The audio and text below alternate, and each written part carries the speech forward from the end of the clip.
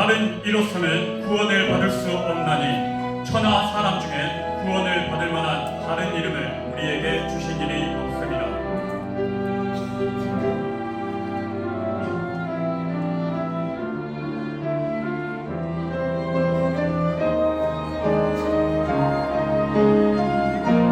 그 중성으로 말하되 죽음을 당하신 어린 양이 능력과 보호와 지혜와 힘과 존귀와 영광과 장성을 받으시기에 합당하도다 하더라. 보좌에 앉으신 이와 어린 양에게 장성과 존귀와 영광과 권능을 세세토록 걸릴지어다.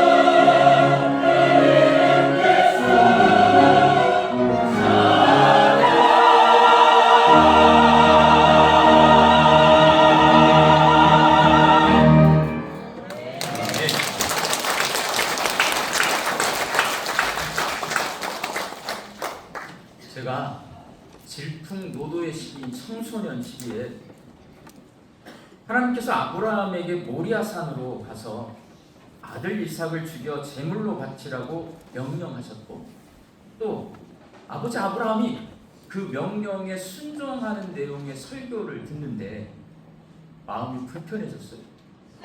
주일학교 시절에는요, 무조건 다 선생님 말하면 아멘하고 전도사님 말하면 아멘해요. 그래서 제가 이제 청소년이 되니까 제 생각이라는 게 생기잖아요. 하나님께서 소, 양, 염소와 같은 짐승이 아니라 사람을 죽여서 제물로 바치라고 하신 것, 상식적으로 납득이 안 돼요. 도덕적으로 말도 안 돼요. 그것도 아버지에게 아들을 제물로 바치라고 하시는 것이 너무나 잔인한 명령이다라는 생각이 들었습니다. 저도 모르게 들었어요. 사춘기 시절에. 그리고 아들을 죽여서 제물로 바치라는 명령에 순종한 아버지 아브라함. 그 설교가 뭐냐면 순종한 믿음에 대해서 말을 한 거거든요. 근데 저는 그 설교를 들으면서 아브라함이 제정신이 아니다. 저는 둘째 컴플렉스가 있습니다. 위로는 형이 있고 아래로는 여동생, 외동딸이에요. 위로 형은 가장이에요. 우리 어머니는 아브라함과 같은 믿음을 가지신 분이에요. 하나님이 우리 어머니에게 네 자식 중에 죽여서 한 명을 제물로 바치라. 누구 바칠까요? 저는 그렇게 받아들여져요. 우리 엄마는 분명히 나를 제일 먼저 죽여서 제물로 바칠 것이다. 불만이 있는 거예요. 이게 말이 되냐? 아니, 소도 있고 양도 있고 염소도 있는데 왜 사람을, 그것도 자식 새끼를 바쳐서 죽여서 제물로 바치라고 하시는 걸까? 이해할 수가 없었습니다. 또한 이삭을 죽이기 직전에 하나님이 또 멈추게 하세요. 그리고 하시는 말씀이 뭐냐면, 내가 이삭을 제물로 받으려고 했던 게 아니라 네가 믿음이 있는지, 네가 순종하는지를 내가 시험하려고 했다. 기분이 확 상해요. 자식의 생명 가지고 그거를 사람을 시험을 해요? 이게 이해가 되세요, 여러분? 다른 걸로 얼마든지 테스트할 수 있는데 자녀의 생명을 가지고 하나님이 시험을 하신다는 게 청소년 사춘기에 저한테 엄청나게 이게 불편하더라고요, 마음. 여러분들 오늘 본문 말씀도 똑같습니다. 오늘 본문 말씀 절대 쉽게 이해할 수 있는 말씀이 아니에요. 남유다 백성이 죄를 많이 지었습니다. 하나님이 그 죄에 대해서 심판을 하시기로 결정하셨습니다. 그래서 예루살렘이 하나님의 심판을 받아 멸망을 당하게 될 것이다. 하나님이 에스겔 선지자를 통해서 남유다 백성에게 예언을 하는데 잘 못 알아들어요. 받아들이질 않아요. 그러니까 하나님이 그 예언을 눈으로 보면서 이해하고 받아들일 수 있도록 하시기 위해서 에스겔 선지자 아내를 죽입니다. 오늘 보면 16절 말씀 함께 읽겠습니다.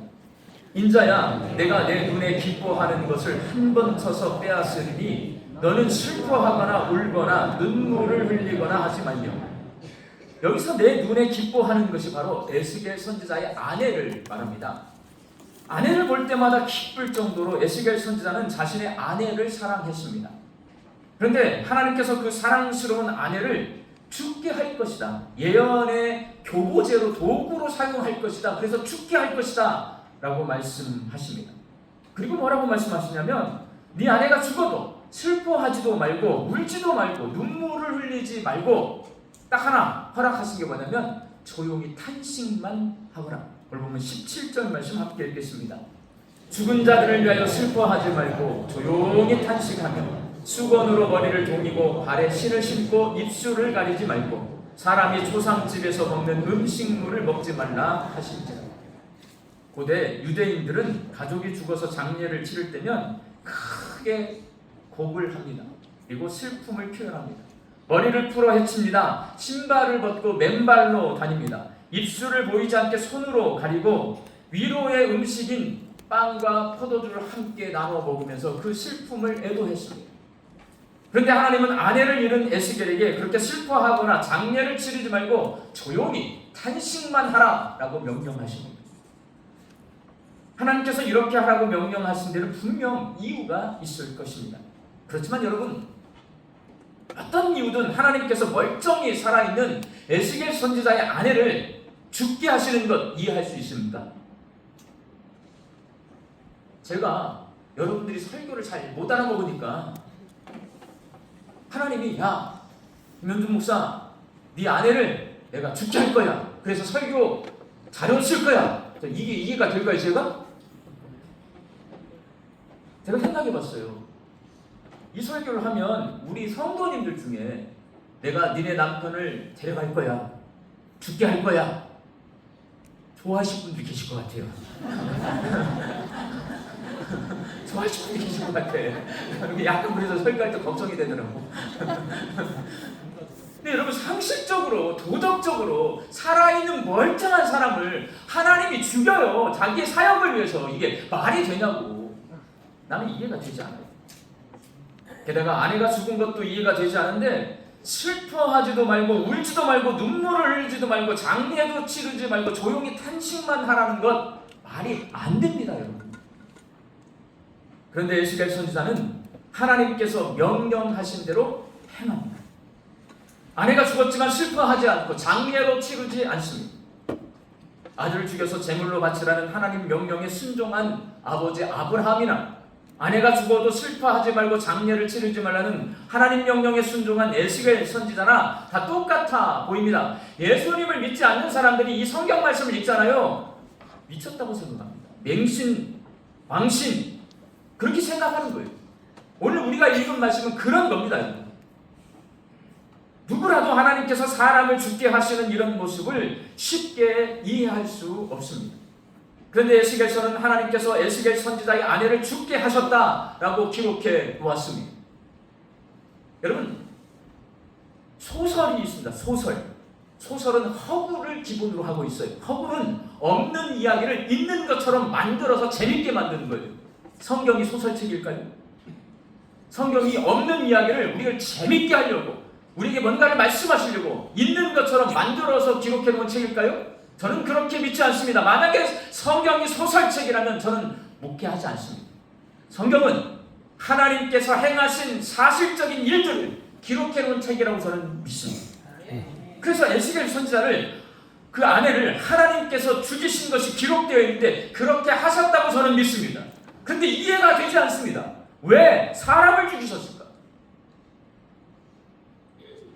하나님께서 예언을 위해 에스겔 선지자의 아내를 죽게 하신 것, 여러분 어떻게 이해해야 할까요? 에스겔 선지자의 아내를 죽게 하시고 이삭을 죽여 제물로 바치게 하신 것과 같이 우리의 상식이나 도덕으로 이해하기 힘든 내용을 성경에서 마주쳤을 때 성경을 읽는 가장 올바른 방법, 첫 번째, 그렇게 상식적이지 않고 도덕적이지 않아서 충격으로 다가오고 내가 쉽게 이해할 수 없는 그 말씀을 통해서 하나님이 분명히 나에게 무슨 말씀을 하고 계시는 거다, 그 말씀을 먼저 이해하는 거예요. 오늘 우리가 이 에스겔 선지자 아내를 죽인 걸요 쉽게 이해하면 안 돼요. 여러분, 이해 못해야 됩니다. 근데 이거를 통해서 하나님이 우리에게 하시고자 하는 말씀이 있거든요. 그 말씀을 먼저 이해해야 됩니다. 그 다음으로, 이해가 안 되잖아요, 여러분. 하나님이 왜 그러셨을까? 왜 사람 죽였지? 궁금하잖아요. 그 궁금증에 대해서 깊이 생각하고 묵상하고 그 이유를 찾아내는 겁니다. 첫 번째는 내가 이해가 되지 않더라도 하나님이 이 사건을 통해서 나에게 무슨 말씀을 하고 계시는지를 이해하는 거예요. 그 다음에 내가 이해되지 않는 이 궁금한 것, 하나님이 왜 그러셨을까? 그 다음에 그것을 찾아내는 거예요. 이게 성경을 읽는 올바른 방법입니다. 먼저 하나님께서 에스겔 선지자의 아내를 죽게 하시고 에스겔 선지자가 슬퍼하지 못하게 하시고 장례를 금하게 하신 이해할 수 없는 이 일을 통해 도대체 하나님이 무슨 말씀을 하시는지 한번 살펴보겠습니다. 하나님께서는 이 이해되지 않는 사건을 통해 남유다 백성을 향해 세 가지 것을 말씀하십니다. 첫 번째로 예루살렘 성전이 파괴될 것이라는 충격적인 말씀을 하십니다. 당시 남유다 백성들은요, 예루살렘 성전에 하나님이 계시는 하나님의 집이에요. 그 하나님의 집이 있는 예루살렘은 어떠한 적들의 공격에도 절대로 망하지 않는다. 내가 예루살렘 성전 옆에 가까이 살면 나는 죽지 않는다. 이런 마음 갖고 있었어요. 사랑하는 아내가 에스겔 선지자의 눈에 기쁨이었던 것처럼 하나님의 성전이 있는 예루살렘은 남유다 백성의 기쁨이고 자랑이었습니다. 그러나 바벨론 군대에 의해 예루살렘 성전이 파괴될 것입니다. 하나님 그것을 말씀하시는 거예요. 그리고 남유다 백성은 사랑하는 아내를 잃은 에스겔 선지자와 동일하게 충격과 슬픔을 겪게 될 것입니다. 하나님께서는 남유다 백성에게 장차 일어날 일을 미리 보여주시기 위해 에스겔 선지자의 아내를 죽게 하셨고, 아내를 잃은 슬픔 가운데 있는 에스겔 선지자로 하여금 예루살렘의 멸망을 남유다 백성에게 전하게 하셨습니다. 그래서 에스겔 선지자 아내가 죽어서 슬퍼하는 가운데 이렇게 내가 내 아내를 잃은 것처럼 너희가 예루살렘을 잃게 될 거야 예언하게 하신 거예요. 이해하기 쉽게 하려고. 두 번째로, 바벨론 군대에게 예루살렘이 멸망당할 때에 성전이 무너지고 가족이 죽어도 장례를 치르거나 슬퍼할 새도 없이 포로로 잡혀서 바벨론에 끌려가게 될 것이라고 말씀하십니다. 하나님은 여러 선지자를 보냈어요. 그래서 너희들 죄졌어, 내가 심판할 거야, 그러니 빨리 회개해. 듣지 않아요. 왜 안 듣냐? 듣기 싫어요. 나라 망한다는 소리, 내가 뭔가 죄지었다는 소리, 이거 듣기 싫습니다. 그런데 누가 나타나냐? 거짓 선지자들이 나타납니다. 뭐라고 예언하냐? 하나님은 우리를 택하셨어, 하나님은 우리를 사랑하셔, 하나님은 우리에게 복을 내려주실 거야, 하나님만 믿으면 우리는 안전하게 살 수 있어, 하나님이 우리를 지켜주실 거야. 이 거짓 선지자의 예언을 남유다 백성들이 듣지, 하나님이 보낸 참 선지자들의 예언을 듣지 않습니다. 그러다 보니까 바벨론 군대가 하나님의 심판의 도구로 사용되어서 예루살렘을 멸망시킬 때요, 너무나 갑작스러운 일인 거예요. 대비가 되지 않으니까. 너무나 빨리, 슬퍼할 겨를도 없이 빠르게 일이 진행되는 거예요. 그래서 슬퍼하거나 장례를 치룰 사이도 없이 남유다 백성들, 예루살렘에 있는 사람들이요, 바벨론 포로로 다 잡혀가 버립니다. 그 일이 실제적으로 일어나요.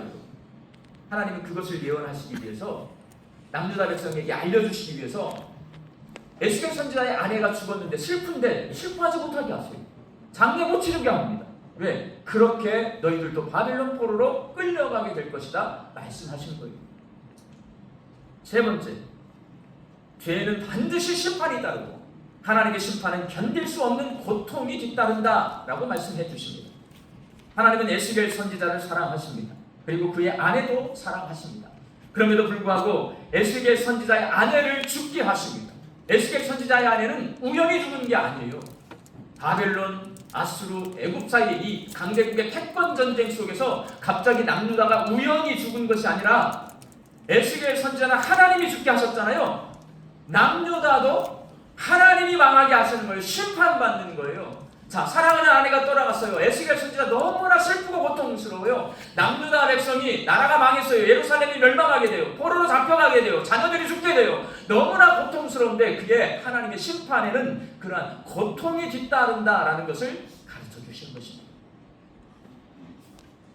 상식적이지 않고 도덕적이지 않은 오늘 본문 말씀을 통해 우리는 먼저 예언의 말씀을 받아들이지 않는 남유다 백성에게 에스겔 선지자의 아내의 죽음과 그 죽음 앞에서 슬퍼하지 못하는 에스겔 선지자의 모습을 보여줌으로써 장차 예루살렘 성전이 파괴되고 그 일이 슬퍼할 겨를도 없이 갑작스럽게 진행되고 우연히 일어난 일이 아니라 남유다 백성의 범죄로 인한 하나님의 심판임을 말씀하셨다. 이 본문은 내가 왜 선지자의 아내를 죽게 하는 거야 이해할 수 없지만 하나님이 그렇게 그런 의도를 가지고 에스겔 선지자의 아내를 죽게 하시고 그걸 성경에 써놓은 거예요. 그러니까 먼저 성경이 말씀하시는 그대로 우리가 받아들이고 깨달아야 돼요. 그리고 그 다음에 하나님이 왜 사람을 죽이셨어요? 에스겔 선지자의 아내를 죽이셨을까? 궁금하잖아요. 생각해 보아야 됩니다. 여러분, 이게 궁금하지 않잖아요. 안 돼요. 이게 궁금하지 않으면 안 된다고요. 여러분. 그러면 성경을 읽지 않는 것이나 똑같은 것이 됩니다. 사람을 하나님이 죽게 하셨어요. 그러면 하나님이 도대체 사람 죽이면 안 되고 사람을 살려야 될 분이 왜 사람을 죽이셨을까 궁금하셔야 됩니다. 을사늑약이라고 있어요. 우리나라 국권을 빼앗아간 일본과 맺은 불평등한 조약이에요. 이 을사늑약을 체결해서 조선의 초대 통감이 되어서 우리나라 주권을 빼앗아간 이토 히로부미 초대 총독입니다. 이 이토 히로부미를 저격한 안중근 의사가 붙잡혀서 감옥에 갇힌 다음에 재판을 받고 사형 선고를 받게 됩니다. 그때 안중근 의사 어머니인 조 마리아 여사가 옥에 갇혀 있는 아들에게 편지를 썼어요. 다른 마음 먹지 말고 죽으라. 아들한테 죽으래요. 옳은 일을 하고 받은 형이니 비겁하게 삶을 구하지 말고 대의에 죽는 것이 어미에 대한 효도다. 아마도 마지막 편지가 될 것이다. 너희의 수의를 지어 보내니 이 옷을 입고 가거라. 어미는 현세에서 제외하길 기대하지 않으니 다음 세상에는 선량한 하나님의 아들이 되어 이 세상에 나오너라. 여러분, 엄마가 옥에 갇혀있는 아들에게 옥에서 나올 생각하지 말고 죽으라, 이게 말이 돼요? 원래는 말이 안 돼요. 그런데 조 마리아 여사가 안중근 의사에게 보낸 이 편지는 다 이해가 돼요. 무슨 말인지. 원래는요, 이런 배경 상황 우리가 이해하지 않고 알지 못하고 엄마가 아들에게 편지를 썼는데 죽으라고 했답니다. 이러면 이건 우리가 이해를 못하는 내용이잖아요. 그런데 이토 히로부미를 저격하고 사형 선고를 받고 애국을 하고 감옥에 갇혔는데 거기서 비굴하게 내가 다시 친일을 하겠습니다. 내가 잘못했습니다. 이렇게 하면 안 되는 거잖아요. 그러니까 어머니가 나올 생각하지 말고 거기서 죽어라. 우리가 이해를 하잖아요. 마찬가지입니다. 우리가 하나님의 생각과 마음을 알면 왜 아버지 아브라함에게 아들 이삭을 죽이라고 하셨는지, 왜 에스겔 선지자의 아내를 죽게 하셨는지 충분히 이해할 수가 있을 겁니다, 여러분. 그러나 사람인 우리가 하나님의 생각과 하나님의 마음과 하나님의 뜻을 다 알 수 있어요, 없어요? 없어요. 그러니까 사람이고, 그러니까 하나님인 거예요. 그래서 하나님이 행하시는 일들 가운데 우리가 이해하지 못하고 받아들이지 못하는 일들이 있는 겁니다. 우리가 사람인 이상 하나님이 행하신 모든 일을 다 알 수 없어요. 다 알면 하나님이게. 그렇지만 이해하기 어려운 에스겔 선지자 아내의 죽음을 통해 여러분, 죽음에 대해서 우리는 깊이 생각해 볼 수는 있습니다. 하나님이 생각하는 죽음과 우리 사람들, 내가 생각하는 죽음의 이해가 달라요, 여러분. 중세 신학자인 토마스 아퀴나스는 그에 서서 신학 대전에서 사람은 죽음을 형벌이요 부정적 사건으로 이해하지만 하나님 입장에서 죽음은 성도의 영혼이 하나님과 연합하기 위한 필요 과정이요 구속사의 일부다라고 써놨어요. 우리는요, 죽는 거 싫어, 이거 안 죽고 싶어요. 죽는 거 두려워, 부정적이에요. 하나님 앞에 벌 받는 것 같아요. 근데 하나님 입장에서 죽음은 우리 성도가 하나님과 연합으로 나아가는 길이라는 거예요. 이해가 다릅니다. 종교개혁자인 마틴 루터는 사람은 죽음을 마지막 적으로 보지만 하나님은 죽음을 잠으로 보신다고 말했어요. 성도의 죽음은 무덤에서 자는 것과 같고 하나님 안에서 잠시 쉬는 것이다. 마틴 루터가 한 말입니다. 여러분, 우리는 안 죽으려고 별짓을 다 해요. 좋다는 건 다 먹습니다. 몸에 나쁘다면 또 안 먹어. 운동도 얼마나 열심히 하는지 몰라요. 오래 살려고 별짓을 다 해요. 왜 그래요? 죽음은 나의 적이야. 그런데 하나님은 죽음은 쉼이다, 죽음은 잠이다 라고 말씀하십니다. 이렇게 죽음에 대한 이해가 달라요, 하나님과 우리가. 독일의 고백교회 목사였던 디트리트 보네퍼는 나치에 순교당하기 직전 사람은 죽음을 끝으로 보지만 하나님은 죽음을 성도를 하나님께로 이끄는 다리로 보신다라고 말했습니다. 끝이 아니에요. 하나님께로 나아가는 다리라는 거예요. 죽기 직전에 한 말이에요. 이게 예수 믿는 사람의 죽음 이해해야 돼요, 여러분. 사람은 죽음을 형벌이로 대적하고 거부할 적이요, 인생의 끝이라고 생각하지만 하나님은 죽음을 성도가 하나님과 연합하는 과정이요, 하나님 안에서 누리는 쉼이요, 하나님께로 이끄는 다리로 보십니다. 이렇게 달라요. 이렇게 다르다 보니까 왜 아브라함에게 아들 이삭을 죽이게 하셨는지, 왜 사랑하는 에스겔의 아내를 데려가셨는지 우리는 쉽게 이해할 수 없습니다. 그렇지만 성경을 읽을 때 하나님이 그런 일을 행하신 데는 분명히 이유가 있어요. 그리고 그 일을 통하여서 우리에게 말씀하시는 게 있어요. 먼저 성경 본문을 통해 하나님께서 우리에게 전하고자 하시는 말씀을 깨닫는 게 먼저입니다. 그 다음으로 내가 잘 이해할 수 없고 궁금한 점들을 깊이 묵상해서 그 궁금증을 해결하는 것은, 이것이 바로 성경을 바르게 읽는 방법입니다. 성경을 바르게 읽어야 우리가 건강한 믿음을 가지고 성장해가고 성숙해질 수가 있습니다. 사랑하는 광주 양림교회 성도 여러분, 성경을 얼마나 읽고 계십니까? 하나님께서 성경책을 우리에게 주신 이유는 읽으라고 주신 것입니다. 왜냐하면 성경을 읽어야 우리가 하나님이 어떤 분이신지를 알 수 있기 때문에 그렇습니다. 성경은 가장 기본적으로 하나님이 어떤 분이신지를 우리에게 알려줍니다. 오늘 보면 24절 말씀 함께 읽겠습니다. 이같이 에스겔이 너희에게 포징이 되리니 그가 행한 대로 너희가 다 행할지라. 이 일이 이루어지면 내가 주 여호와인 줄을 너희가 알리라 하라 하셨느니라.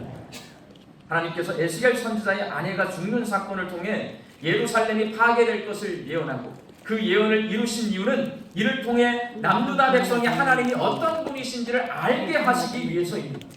이렇게 성경에 기록되어 있는 말씀은 기본적으로 하나님이 어떤 분이신가를 우리에게 가르쳐 줍니다.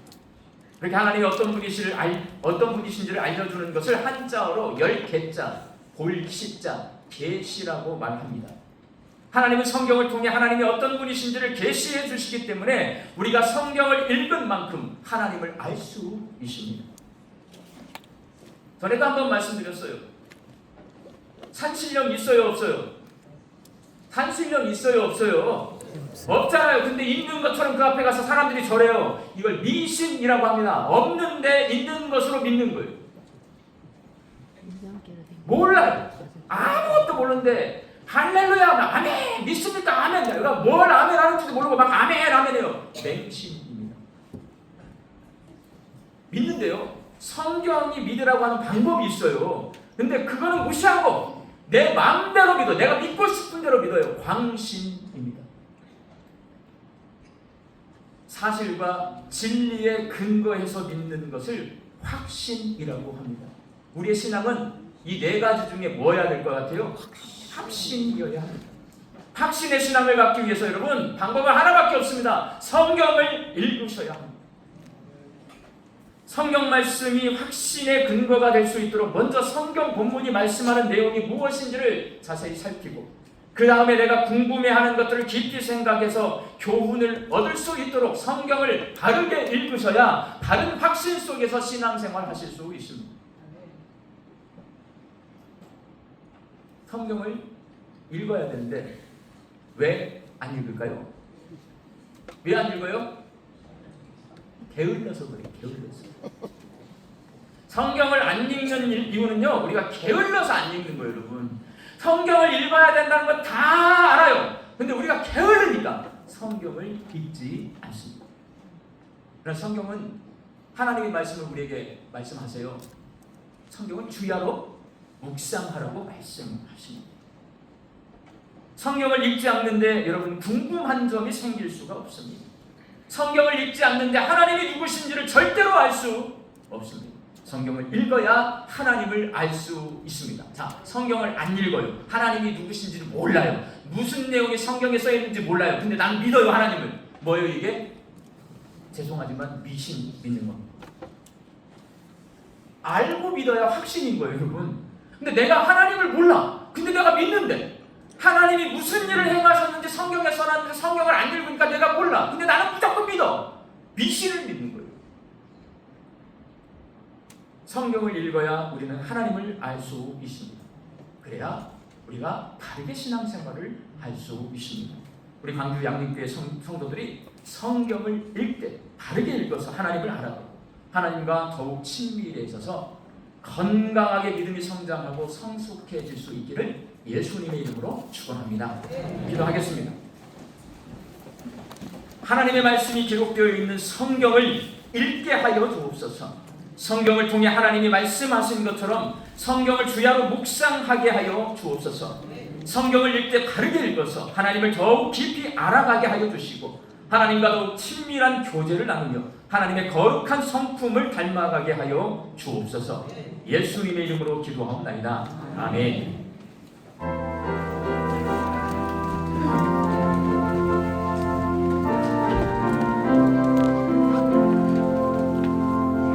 알고 동요한 그 말씀 생명의 말씀을 귀한 그 말씀 진실로 생명의 말씀이 나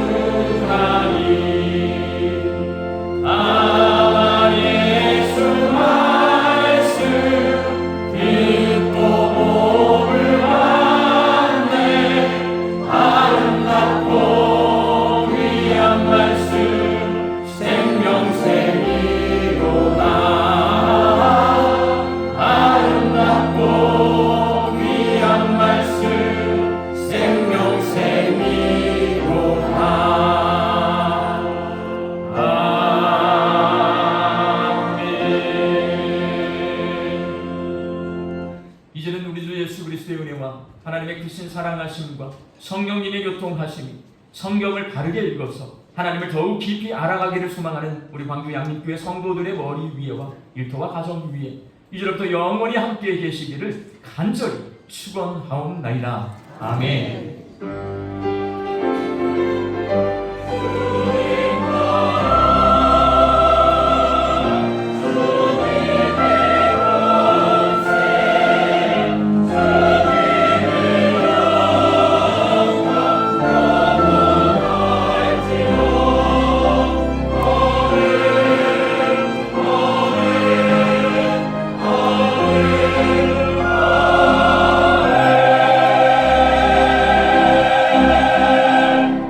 좌우에 계신 분들과 성경을 바르게 읽읍시다. 인사 나누시겠습니다. 성경을 바르게 읽읍시다.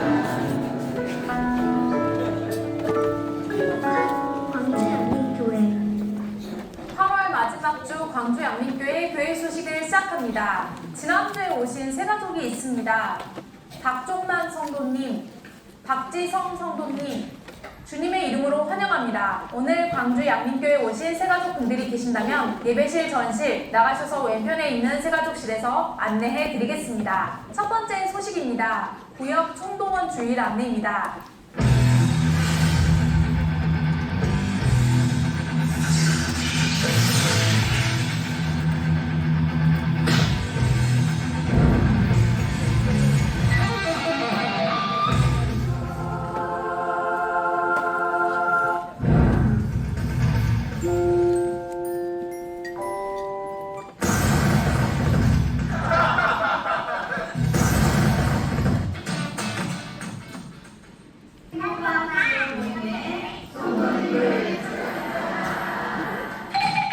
두 번째 소식입니다. 포스워십 같이 걸어가기 찬양사역자 초청 집회 안내입니다. 안녕하세요. 네, 저희는 같이 걸어가는이고요. 저는 이 팀에서 노래 만들고 있는 작곡가 연평환입니다. 노래하는 이상입니다. 노래하는 이성규입니다. 저희가 이번에 성도님들과 함께 찬양하는 시간을 갖게 됐는데요. 찬양과 함께 또 찬양을 만들게 된 이야기들 함께 나누면서 우리 하나님 예배하는 그런 시간 갖기로 합니다. 네, 그럼 건강한 모습으로 그날 모두 뵙겠습니다. 모두 그날 만나요. 가족들과 함께 많은 참여를 부탁드립니다. 광주 양립교회 간추린 소식입니다. 인도네시아 발리 단기 선교 진행 중에 있습니다. 바나바 섬김학교 5기 수료식이 일부 예배 시에 있었습니다. 이번 주 경로대 개강 전도대 모임 있습니다. 9월 6일 토요일 중고등부 유럽 비전 트립 훈련이 오후 2시 유진벨홀에서 있습니다. 아기학교 어와나 모집 중에 있습니다. 다음 세대를 위한 굿웨이 프로젝트가 다음 주일 사후 예배 시 있습니다. 청년부를 대상으로 신앙과 진로에 관한 주제를 가지고 굿 네이버스 다음 세대 강사이신 김주성 목사님께서 강의해 주십니다. 9월 바비다박스 신청은 오늘 각 예배 후 교육봉사관 1층 로비에서 신청 후 박스를 수령해 가시기를 바랍니다.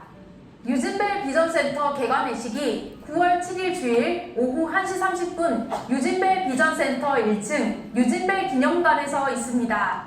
결혼 광고입니다. 상교구 5구역 윤승배 안수집사님, 상교구 9구역 서정민 집사님 장남 윤주경 군 결혼식이 9월 6일 토요일 낮 12시 30분 웨딩그룹 위더스 5층 엘리몰에서 있습니다. 교회 출발은 오전 11시 40분입니다. 자세한 사항은 주보를 참고해 주시기를 바랍니다. 지금까지 교회 소식이었습니다. 감사합니다. 저희들이 구역 모임을 주일 예배 끝나면 바로 이렇게 하고 있는데요. 이 구역 모임을 조금 더 잘 열심히 해보고자 구역에 참여하지 않는 성도님들을 구역에 좀 이렇게 초대해서 한번 총동원 구역 모임을 한번 해보려고 합니다. 9월 마지막 주에 하니까요. 좀 여러분을 귀찮게 할 것 같아요. 구역장님들이 막 전화하고 그럴 겁니다. 기쁘게 받아주시기 바라고요. 9월 마지막 주일 이렇게 함께 참여해서 구역 모임을 잘 이루어질 수 있도록 이렇게 도와주시기 바랍니다. 우리 양립교회가 9월 달이 되면 금요일, 화요일 이렇게 찬양 집회 여러 가지 집회들이 있어요. 다 여러분들의 신앙에 도움을 드리고 여러분들이 신앙생활 하는데 뭔가 새로운 은혜를 경험할 수 있도록 서비스해 드리는 것입니다. 그러니까 여러분들 교회에서 뭔가를 해요. 참여하셔서 거기서 은혜를 누리셔야 신앙도 성장하고 또 새로운 생성이 거기서 일어나거든요. 많이 참여해 주시기 바랍니다. 이번 주는 특별히 요괴배세 노래 부른 찬양팀들이 오셔가지고 이번 주 금요일 저는 7시 30분 홀수고식과 함께 찬양합니다. 많이 참여해 주시기 바랍니다. 나머지 광고는 주보를 참조해 주시고 다 같이 일어나셔서 파송의 찬송 부르시겠습니다.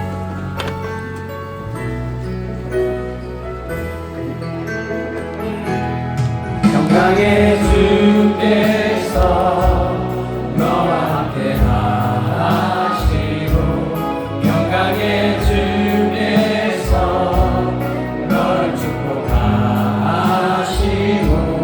영광의 주께서 너의 모든 삶 속에 영광 더하시기를 원하노라. 영광의 주께서 너와 함께 하시고 영광의 주께서 너를 축복하시고 영광의 주께서 너의 모든 삶 속에 영광 더하시고